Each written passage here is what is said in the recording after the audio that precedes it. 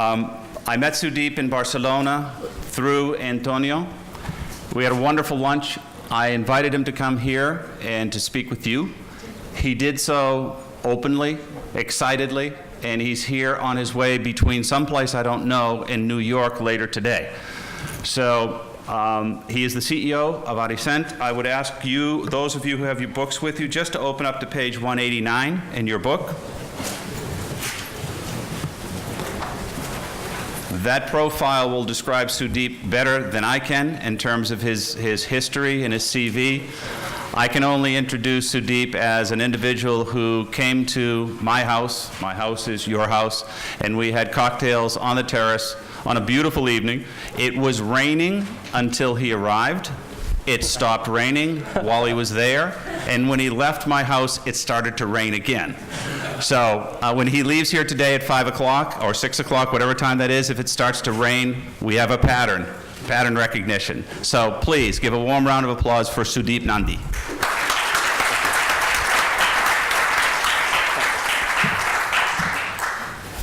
Thank you, Dave. Thank you for that introduction, and good afternoon to all of you.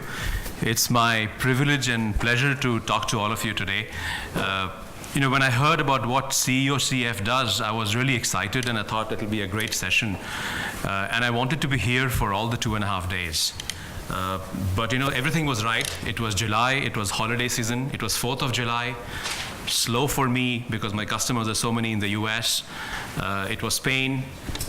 Everything was right, but you can never predict when you have organization challenges or when you have customer challenges. So I made a pretty big change in my company exactly 30 days back, and I'm holding the role of COO in addition to being the CEO. So there's a huge amount of back and forth. In many issues, I'm doing a deep dive. And also, one customer went on red alert. And this red alert is ensuring that every week I'm there in Seattle for 2 days and New Delhi for 2 days. So I'm going to Seattle from here via New York. So it's a punishing schedule because last 3 weeks I've been to Seattle 2 days a week and India 2 days a week, and then in between aircrafts. I'm almost up in the air, as they say. So I couldn't attend 2.5 days, but I attended 2 of the sessions. I really loved it, and maybe I'll come back sometime and understand what you do. But it's good that I was not there for the whole session, and I was telling Antonio that it was 10 reasons why I wouldn't buy, but in those 2 hours it became 12 reasons why I wouldn't buy. So if I stay there long enough, it may become many more reasons why I wouldn't buy. Right. Now, I should give a little bit of a background of why this topic is close to my heart, and I would have loved to be in David Forsham's session yesterday of how to get your company ready for selling, how to sell your company, and this is the sort of exact opposite of that, right?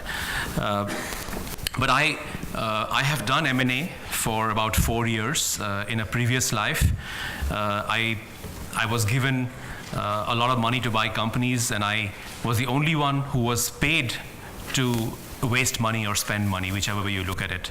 I did about 10 acquisitions. 3 of them were miserable failures. 4 of them were on the average, and 3 of them were spectacular successes. And the good bit is that the spectacular successes more than make up for all the others, right? So it was a fairly even learned thing that I had. But in that stint as acquisitions, I realized that doing the acquisition, assessing a company, doing all of the due diligence and everything else is just about 20% of the work. 80% of the work is making the acquisition successful and doing the integration right. And I was lucky because the role that I had, a lot of my variable compensation was linked on successful post-acquisition integration. Right? And I was also telling some people in the break that I had 2 great experiences. There was a gentleman by the name of Dan Scheinman. He was the head of M&A for Cisco for 14 years. He moved to a different role in 2007. Dan Scheinman had done Cisco's acquisition number 10 to acquisition number 112. So 102 acquisitions he had done, and they are the best acquisition machine probably in the world, right? So I could take my entire team and spend 2 days in San Jose campus to learn philosophy, approach, don't do's, must do fast, do slow, all of those learning from Dan Scheinman. And I also had the opportunity to go and spend 2 days at GE at their great corporate development center called Crotonville.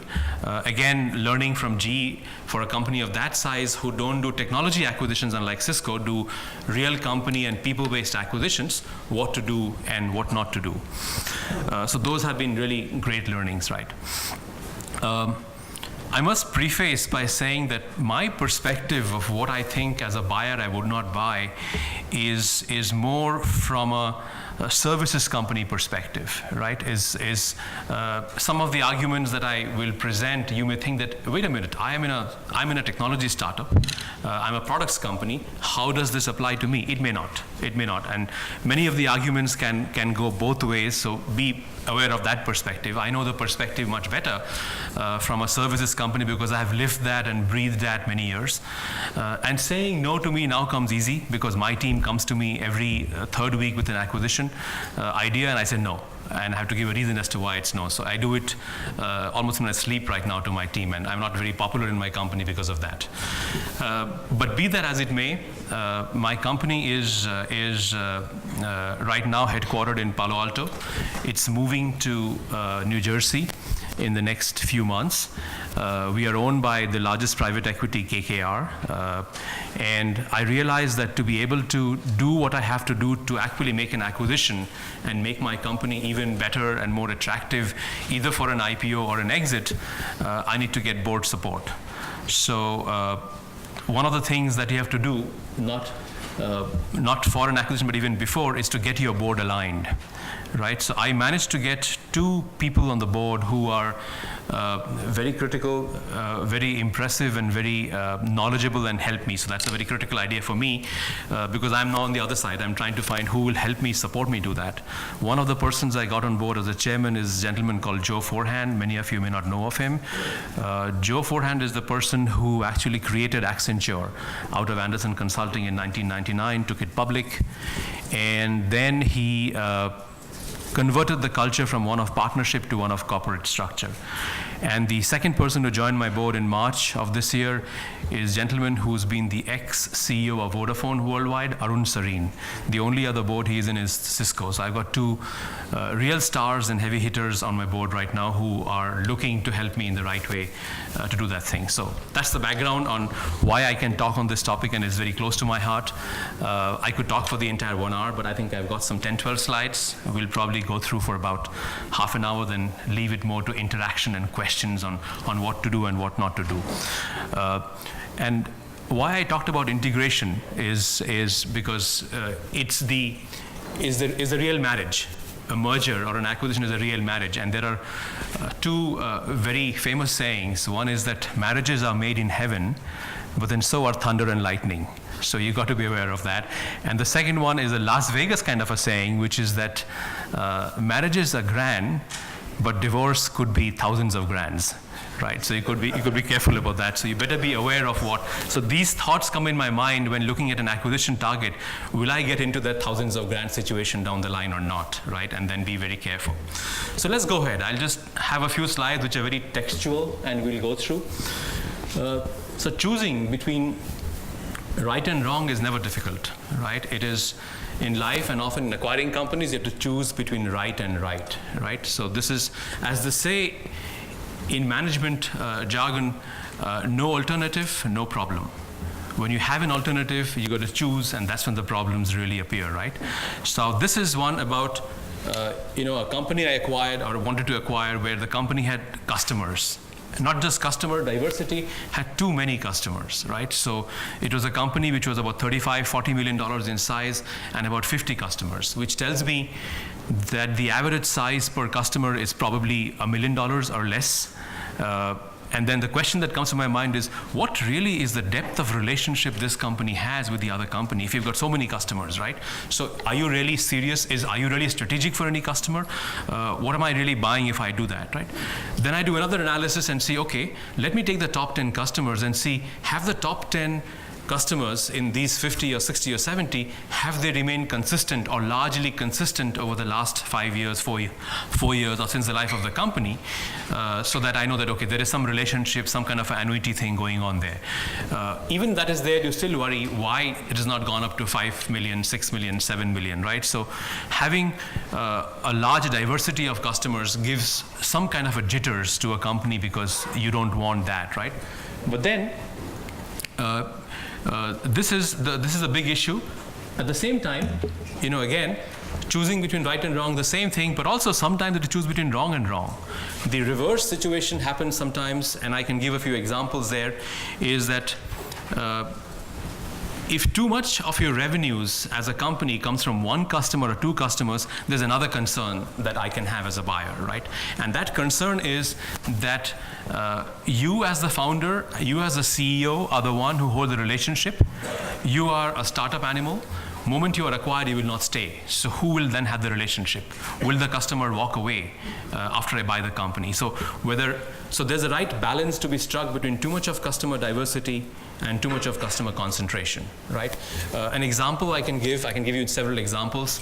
There is a company we acquired in my previous company, Wipro, which was called NerveWire. It was a company founded out of Boston, Massachusetts, which was by the people who actually came out of Cambridge Technology Partners. And we acquired the company, and at the end of 2 years, about 30% of the revenues came from one customer, Merrill Lynch.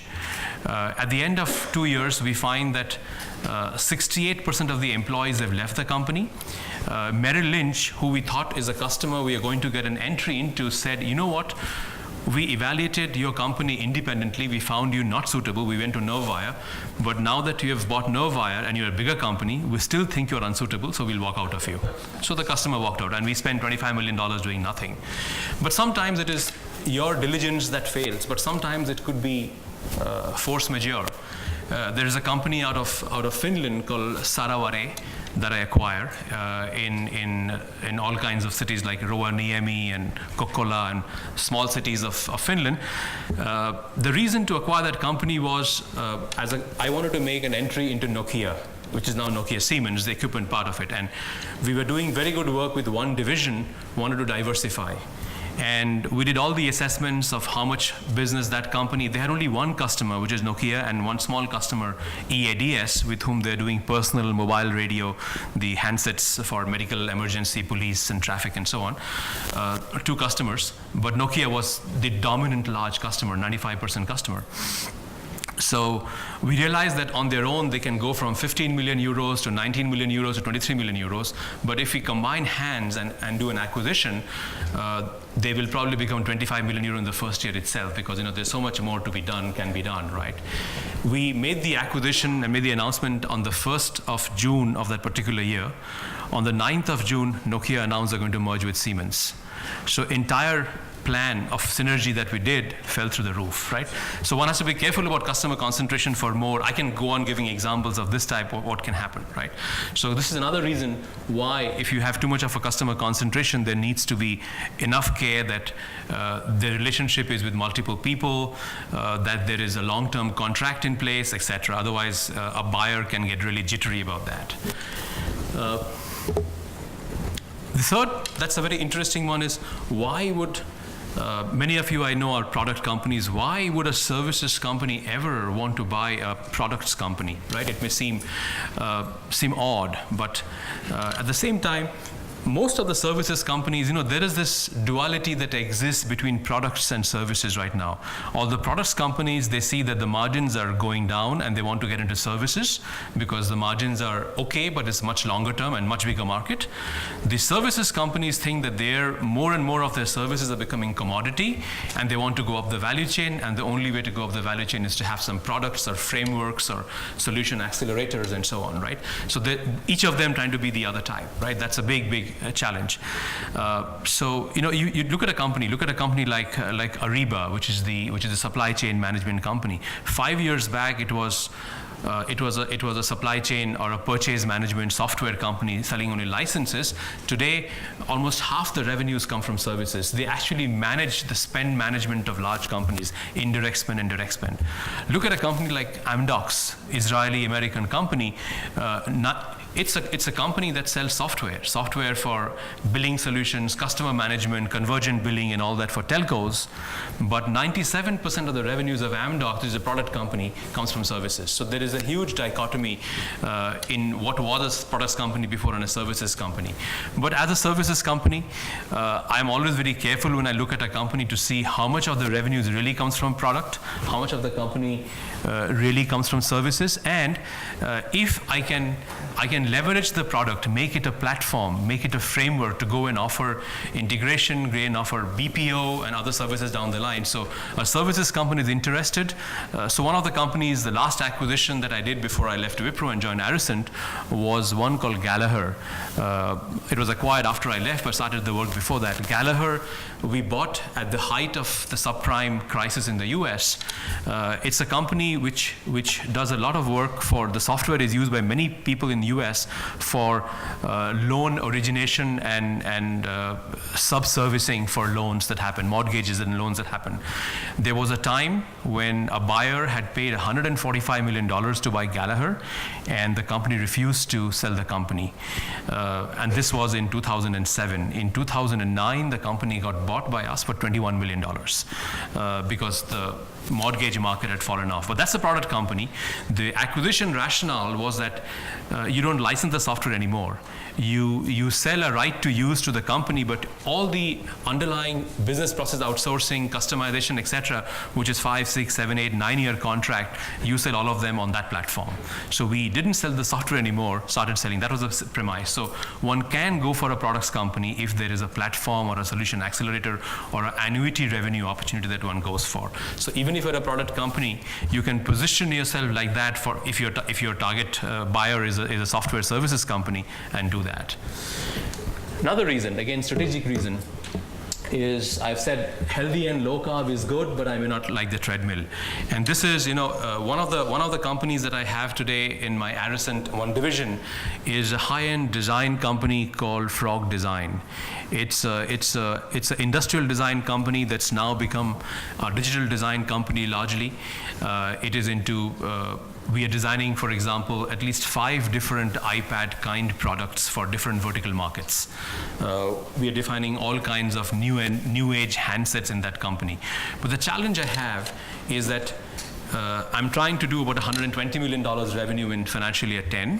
When I start the year, my backlog is $10 million. So every quarter, every month is a huge treadmill. You are running all the time. It's a huge treadmill, right? The other business, which is the R&D services business, I have a revenue target of doing about $470 million. I opened the year with 260 in the book, and I have to do another 250 or 200 odd in the book. So it's a very different business. One of the companies I acquired, the largest one I did was about 600 million plus company in the US. It was a data center company, but not in the co-location space, not in the cloud computing space. It was really in the mainframe services space called Info Crossing. That company had data centers, IBM mainframes in different locations in the US. It was pan-European, could offer fail-safe and fallback to each other. And you know what? When the recession happened and every industry went down and every service provider business went down, Info Crossing's customers were so sticky, they stuck on. Not only did they remain flat, they actually got new customers who were going bankrupt. Other companies were going bankrupt, so they actually had a rise. So they had an 8% or 9% YOY increase in the 2 toughest years of 9 and 10 as a service company. So in terms of what kind of revenue you have in terms of long-term customers and multi-year contracts, that's a great value if you have for someone to buy a company. Otherwise, if it's a treadmill, I'd be very worried that the revenue stream can disappear in no time, right? One of the examples I'll give later is a company which was acquired out of California called C-Mango, and it was about a $20 million run rate company doing trouble ticketing. Within 6 months, it was SME focused, and in a larger services company, the SME focus was 0. People wanted to focus only on the large Fortune 500 companies. The complete decimation, the revenue became $5 million. So one has to be very careful about where you get your revenues from, right? So that's another reason why one would not buy, right? The strategic last reason I would say is why, if you are a large services company, and if you are trying to enter a new vertical, you would look for a company who has got subject matter expertise in that vertical. You'd look for a company that's got reference customers in that vertical, and their complementarity of customers, complementarity of capability is a great asset, right? If I'm looking to enter a new geography, I don't have any business in Brazil, or I don't have any business in Eastern Europe, then obviously complementarity of customers, etc., is a very critical thing, because I also inherit, apart from everything else, you just think your technology is the asset, but very often your sales team is also the asset, because you have customer contacts and so on. Very often, even the fact that you have local delivery capability is an asset, right? So those could be assets which you sometimes don't think of as assets. On the other hand, if I'm trying to grow rapidly, and I want to do aggregation of my business, then having people who are exactly the same as me is probably easier, because I can integrate better. I can take out costs. I can set the parameters for benchmarking the new system, new company after acquisition, ensure success happens in a much better space, right? So that's a much bigger industry for acquisition, right? Also, one of the things to keep in mind here in the strategic fit reason is that very often, if you are opposite, it attracts, but in M&A you find that there's a big challenge, and I'll come to one of those challenges in the cultural fit aspect, because that's a big challenge if they're very opposite in the philosophy that you have of running the company. Let me move to the next reason. This is a cultural fit reason. So the big issue is wealth sharing. How is the ownership pattern? How have you been careful with your capital structure? Who all own the company? And I want to give a few examples here. Again, the burden that a buyer has to go through if it's not structured correctly. So there was this company, again, C-Mango, where the two partners owned 100%. None of the employees had any options, right? And the buyer says the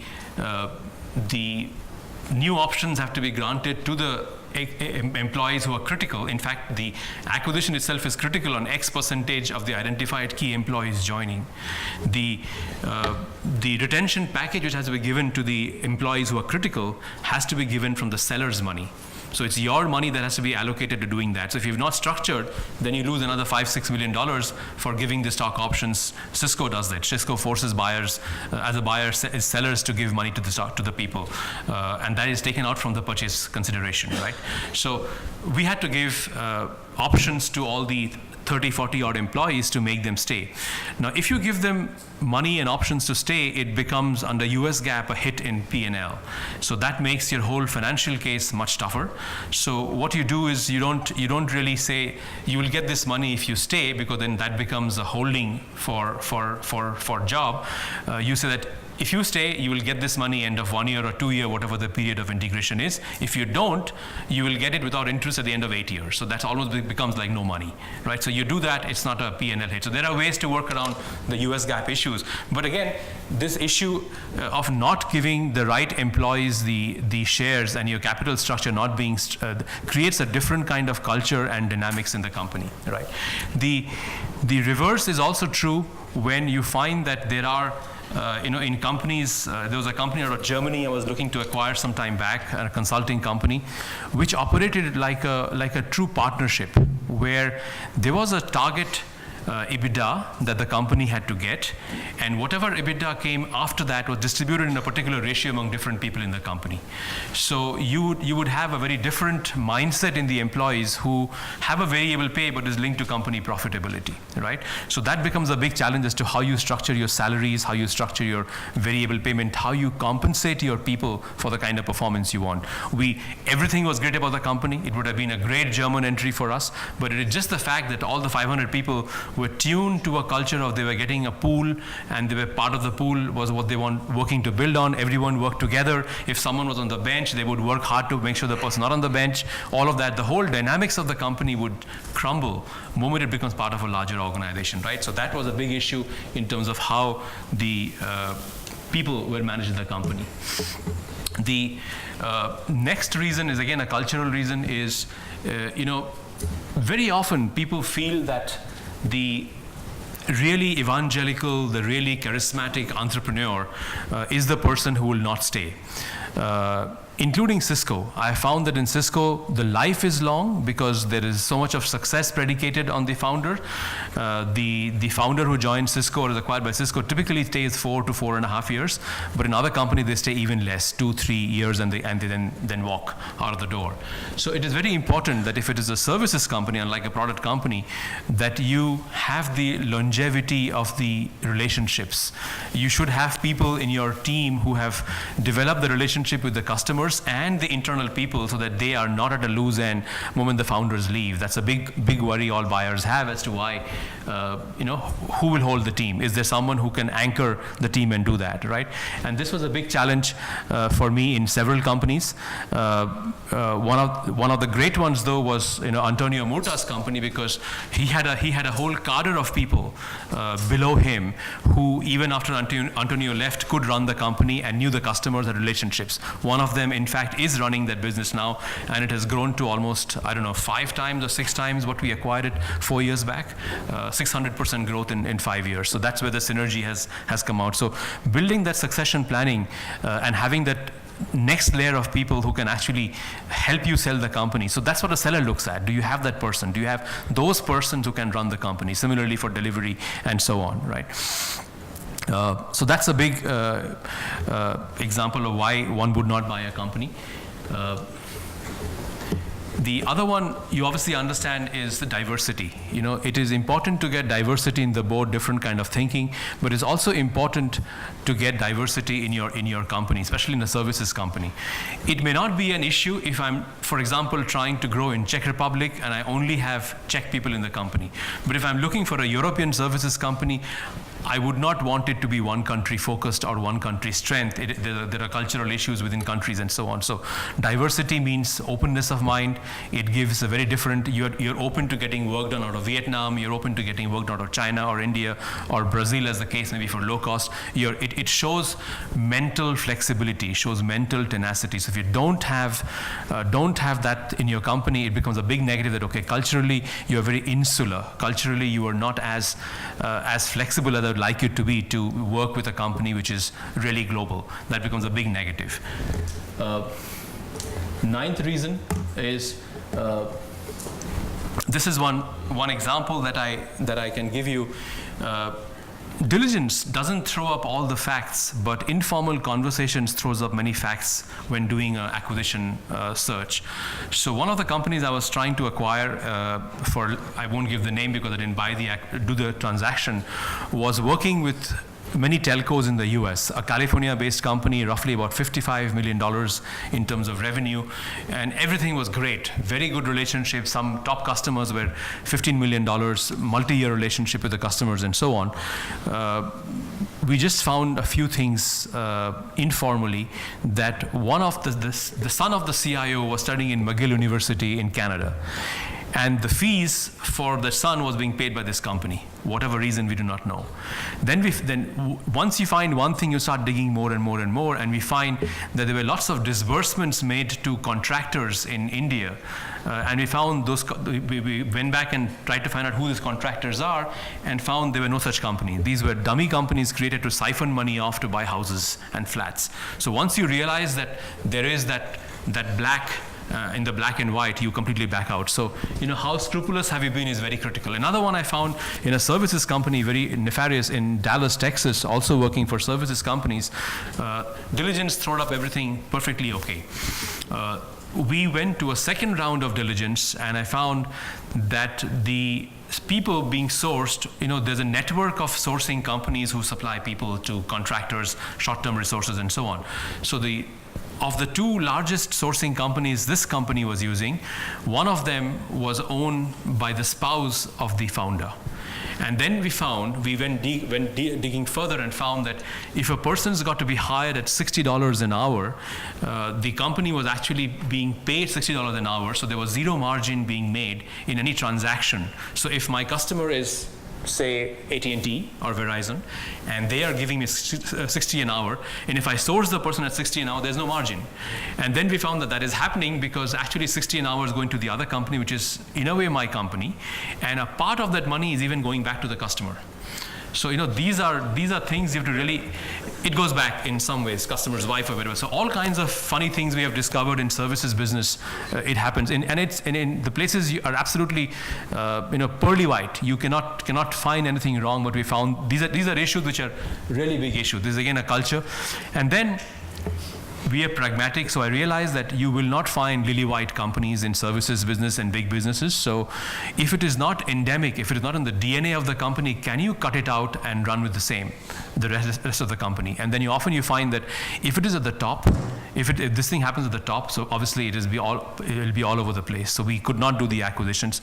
Both of these companies, though, one of them, the first one in California, did get acquired by another company, a tier 2 company in India down the line, and the customers who were used to show the revenue and everything else, 3 years down the line, none of them remained because they were not genuinely won through merit or through, so they disappeared. All of them just disappeared, right? So very funny reasons as to why people back out. A few other reasons.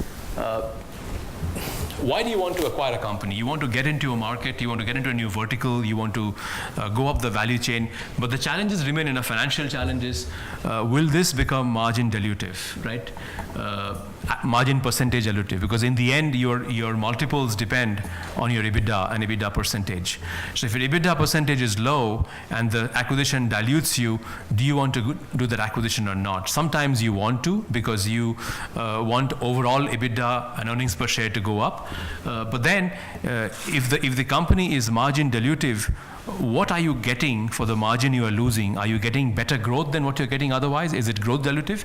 If the company is growth dilutive also and margin dilutive also, I'll never acquire the company because you're not sure what you're getting. It's got to be either margin dilutive or growth dilutive, but the other one should be accelerating for me, right? That's a very big important reason. Without this, there is no reason.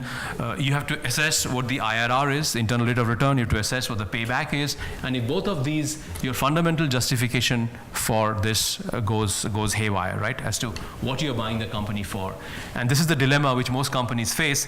If it's slowing me down, if it is giving me less margins, why are we buying the company again? So that is something, and most of the ones that come to me right now are in the similar bracket, so I can easily say no because it's not doing any of them for. So then you push the business manager, okay, so are you saying that it is growth dilutive, margin dilutive, but there will be synergies that we'll be able to get between your company and our company, which you cannot get on your own or we cannot get anyway, and that will make it growth accretive or margin accretive? Then give me the plan, then let's see the plan. Let's see what are the risks in that plan. So that becomes a critical criteria, that it is not just what you are and what you are presenting, but what together you and the acquiring company can do. A very good vision of that, very good idea of that, what the potential is what you probably need to prepare and push for, right?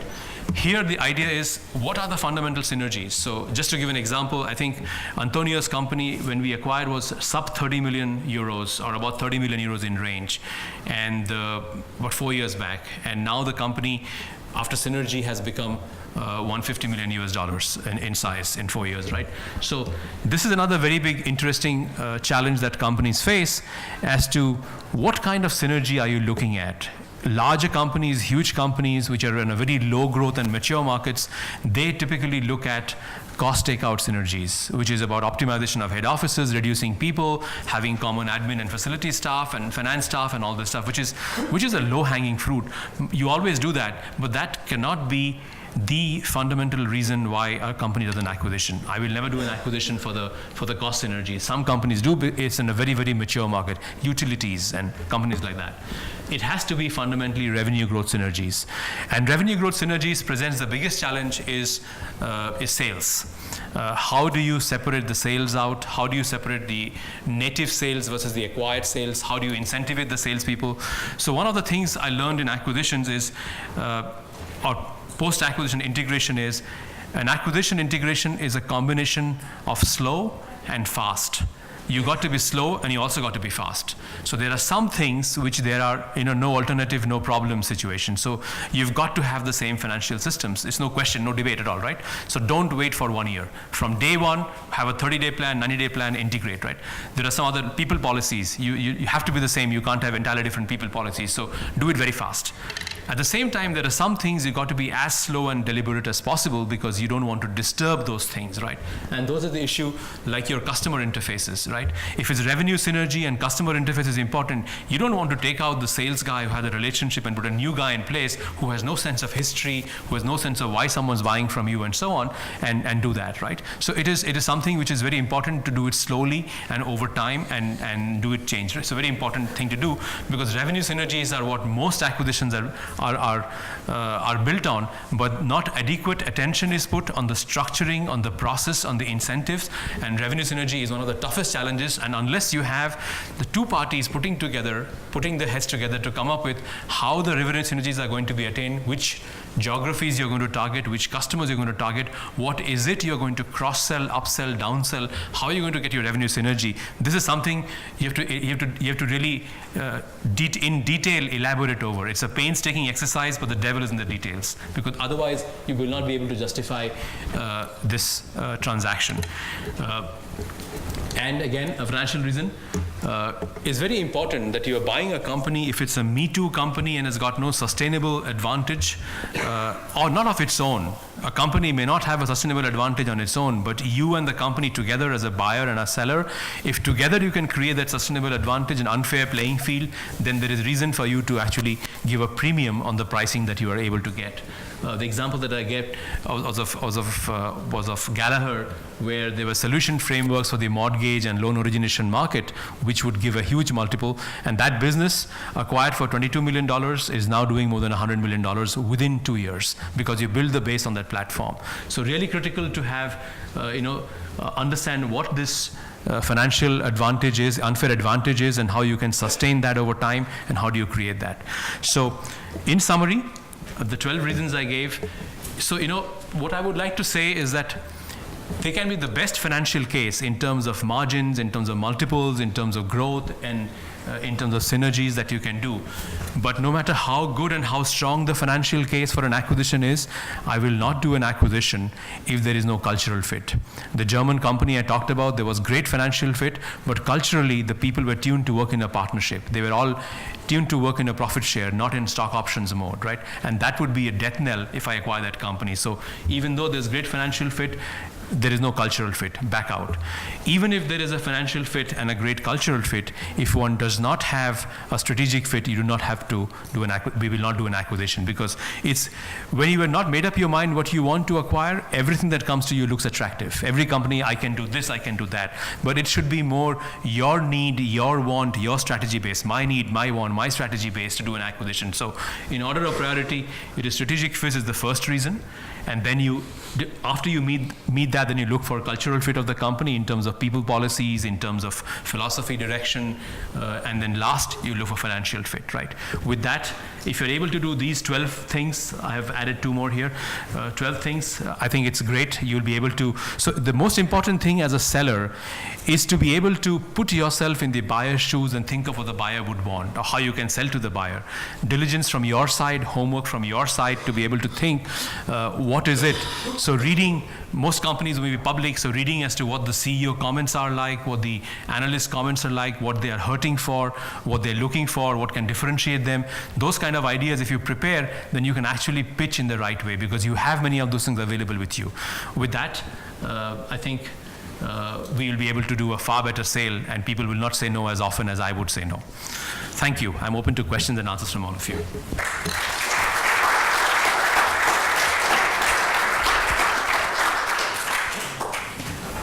Sudeep, one question. Which 2 did you add, and why do you think you forgot them, or what reasons do you have for yourself as to why they weren't on the list before you got here?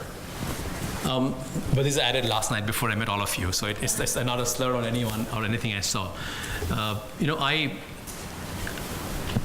did not think it was relevant as much before, but I thought it's worth knowing as to what people do and how deep people go in diligence. The related party transactions where very nefarious things were found out after the diligence, right? So you have to be extra cautious in how you handle them. And I understand there are situations which are not always black and white. There is a lot of gray in life. Being upfront about them really helps, because there is a reason why you did something or why something happened and what action you took as a consequence. I did not have the related party, I thought through, I was thinking through flying from London, then I added the related party transaction. And the last one I added was the unfair advantage IPPs. Realize that many of you probably are IP type company adding real value. Some of you could be acquired by large services companies and so on, because I had mentioned the product duality thing before, but the unfair advantage is something which is everyone's looking for, because most of services have now become commodity, most services, and one wants to always have that cutting edge. So I added these two in the last 24 hours.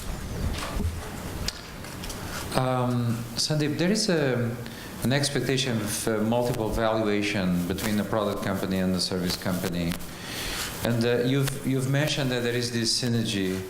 How's those valuations, those negotiations, those expectations being handled now that we're seeing this homogeneous convergence going on? In the fact that this new wave of software as a service or platforms in the cloud that also pack a little bit of BPO, instead of moving back to multiples that are more attuned with the type of service company that Wipro is, they are actually increasing the type of multiples to a higher degree than software companies did in the past. So how do you see that going? So I think there's a new category emerging, which is because of cloud, because of software as a service. You're very right. There are some companies, which are in the co-location, hosting, and cloud infrastructure space. The multiples are way, way higher than anything you have seen, right? So I think, yes, there is a entire new category of companies emerging, entire new business model possibilities emerging, where even services companies are no longer doing work only based on time and material or doing it based on fixed price. They're doing it based on outcome. They're doing it based on transaction. And that is giving even the revenue of the acquiring company an entirely different look and feel. So you're right. I think the valuations are undergoing some kind of a change in the last 2 years since this cloud computing has become big. Cloud computing, though, is more, it is still not embraced as aggressively by enterprise. It is there, except for SFDC and a few other software.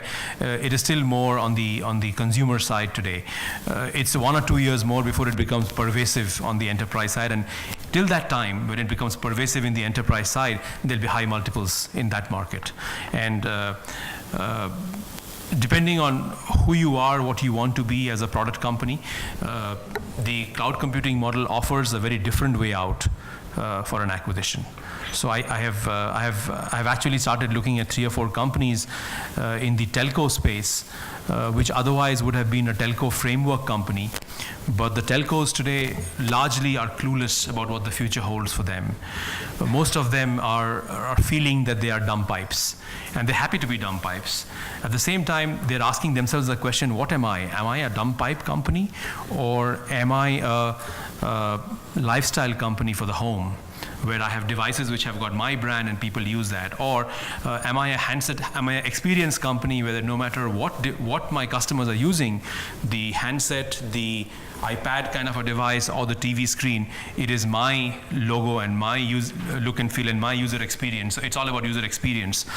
So there is a huge change happening in the whole marketplace because of cloud, because of communication ubiquity, and I think this is giving a huge play, open play for every industry.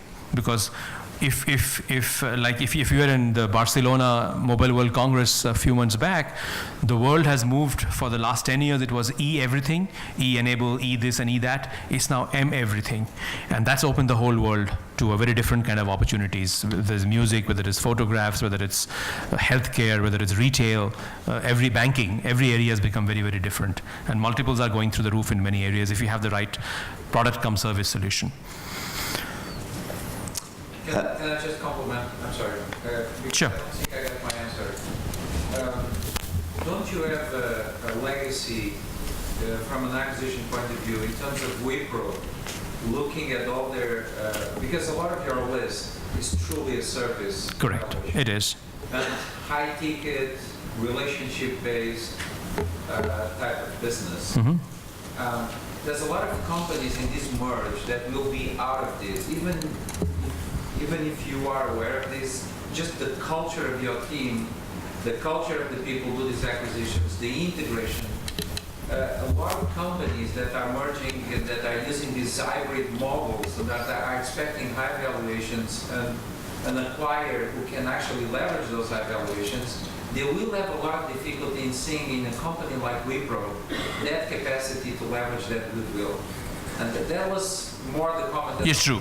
You're right. So they should not probably sell to Wipro. They should probably look at going to a telco company or a new telco kind of company. They shouldn't go to a services company if that's what the capability is. Because you're right, the services companies will be slower to adapt to this. It'll be much faster in the other industries. Yeah. Sandeep, from making an initial offer, how much price negotiation would you expect typically? And also, from the seller's side, what techniques have impressed you the most and got you to move the furthest in a negotiation? Good question. Lots and lots. So the price is never right. You know, the expectation that the seller has and the buyer has never really meet. And I think the strategy that was used very much in one or two cases was actually get the customer reference, actually get the customer involved, take one or two customers into confidence about how happy the customer is or how they are seeing the product evolve or the service evolve. So that's really helped in trying to get my asking price, my offer price higher up in some cases, right? I have tried to bridge the gaps between a buyer offer and a seller expectation through earnouts, but earnouts are really a very difficult and a dangerous one because it needs to be managed in a very, very transparent and upfront manner as to how you will manage the earnouts, what really the parameters are. And as a buyer, you don't want to do earnouts because it cultivates and creates a silo mentality. You want to avoid that. You want integration as a result of that, right? So the two strategies people have used is you always run a process. You don't do with one company always. So always when there is a pressure with another company and you put time pressure and so on, that works. Provided your value delivered is good. So there are companies that have not had a seller, a selling advisor, that creates problems. At the same time, you should know when to use the seller and when to avoid having the seller in the front end. You know, there is time when it has reached a level when it's looking in the eye and talking face to face gets you there faster. But for the process to ensure that the customers are, your buyers in the right place, I would advise use a seller, even if it costs, but get the right seller. Get the one who understands your industry, understands your business, knows few of the potential buyers well, has done one or two transactions well, understands that. Get the right seller. It's worth the money and I as a seller, as a buyer, I also have a bank that works for me, often to hunt for a company that is good for acquisition. I link their payment to lower the price, the higher the payment they get. So that's my objective. I want to pay lower and lower for a price, right? So you obviously can link the other way in terms of, you know, the higher the price you are able to get, they get higher fees for this whole thing.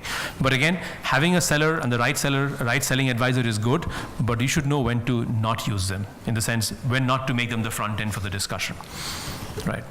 And getting a customer involved is often a good idea. Hi Sandeep, just a bit of a different question.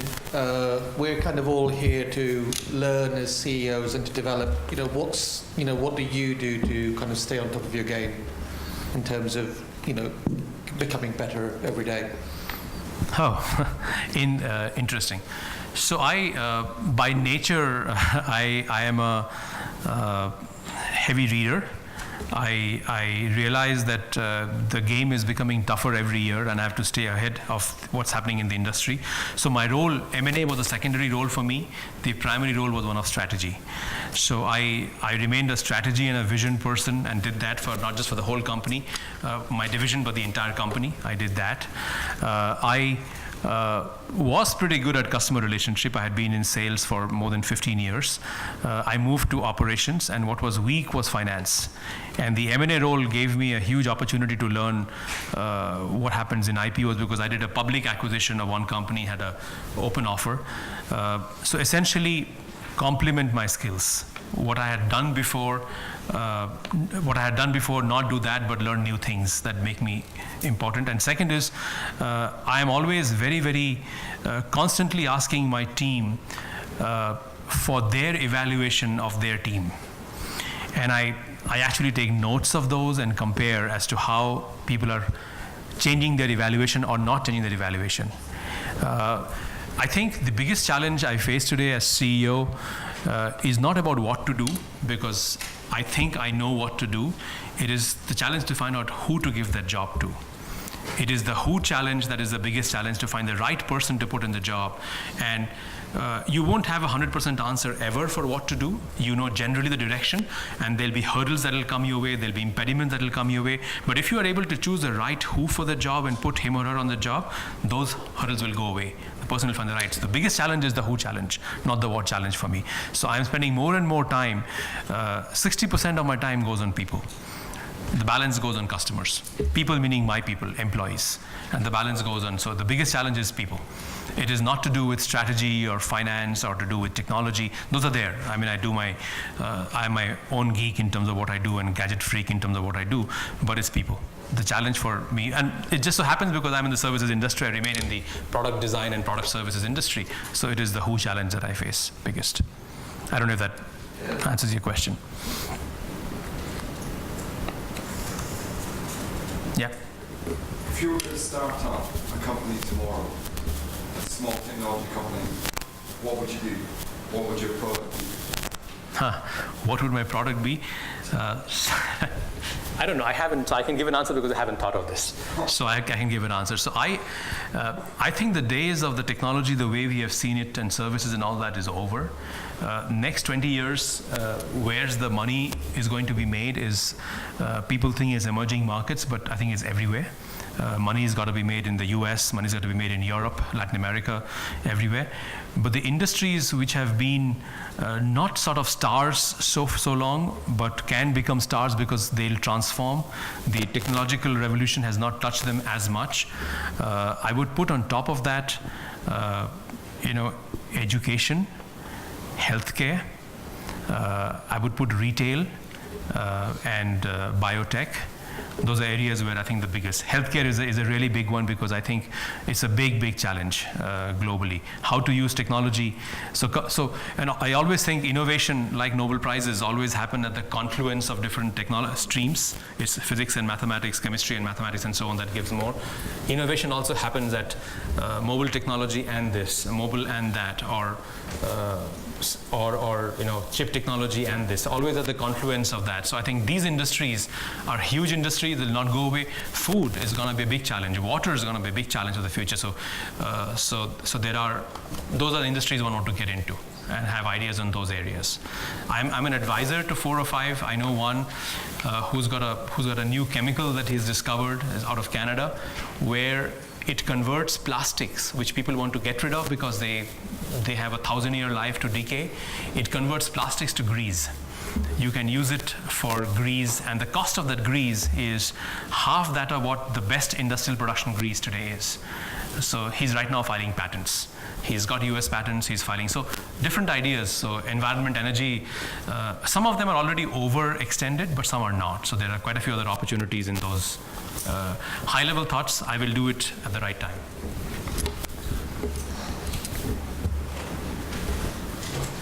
How are we doing for time? Any more questions, anyone? Okay? Thank you very much. All right, thank you.